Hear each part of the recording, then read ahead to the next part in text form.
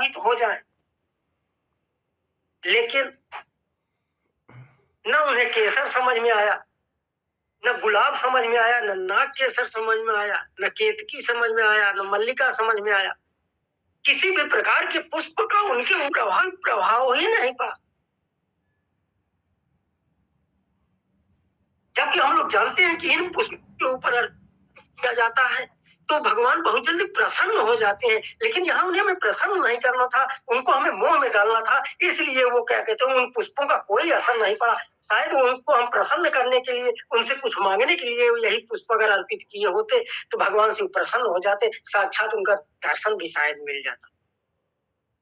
लेकिन हम मोहने के लिए उस पुष्प का प्रयोग किए, इसलिए उनके ऊपर कोई असर ही नहीं पड़ा, उन पुष्पों का भी कोई महत्व नहीं, वो पुष्प सारे व्यर्थ हो गए, जिसे देखकर भगवान शिव आनंदित होते थे, जिसे देखकर भगवान शिव हमेशा प्रसन्न हो जाते थे। उन पुष्पों का कोई वजूद नहीं उस समय, क्योंकि भगवान शिव अंतर्यामी है, देव है, देवों के देव है, महादेव कहे जाते हैं। और ऐसे महादेव जो एक एक व्यक्ति के मन के अंदर क्या चल रहा है उसको पढ़ लेते हैं, उसके इतिहास को पढ़ लेते हैं, उसकी पूरी कुंडली जान लेते हैं। ऐसे शिव को हम मोहित करने गए, वो भी उनके पसंदीदा पुष्पों को लेकर के, लेकिन भगवान शिव अपने पसंदीदा पुष्पों को भी तनिक भी महत्व नहीं दिया। यही तक नहीं किया, पूरे पर्वत पर कमल खिला दिया कि शायद इस कमल के समुदाय को देखकर, कमल के पुष्पों को देख करके कि हमारे चारों तरफ कमल ही कमल, कमल ही कमल दिख रहा है, शायद अपने ध्यान से अडिग हो जाए, ध्यान से हट जाए, ध्यान से परे हो जाए।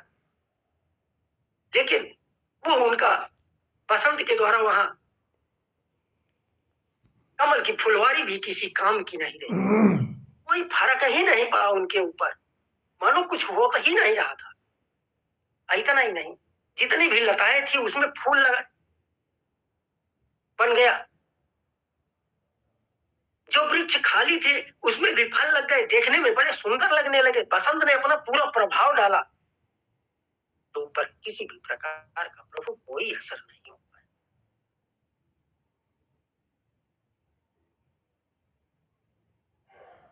तो प्रभु ये मान लीजिए हम लोगों का पूरा प्रयास व्यर्थ चला गया। हालांकि हम तो जान रहे थे कि हमारे पास इतनी ताकत नहीं है, लेकिन फिर भी आपके आदेश का पालन करने के लिए हम वहां गए, लेकिन हमें किसी प्रकार की सफलता नहीं मिली प्रभु। कि हम लोग थक हार करके आपके चरणों में फिर से उपस्थित। ब्रह्मा को ये जब सुनते हैं तो ब्रह्मा को थोड़ा सा क्रोध आता है,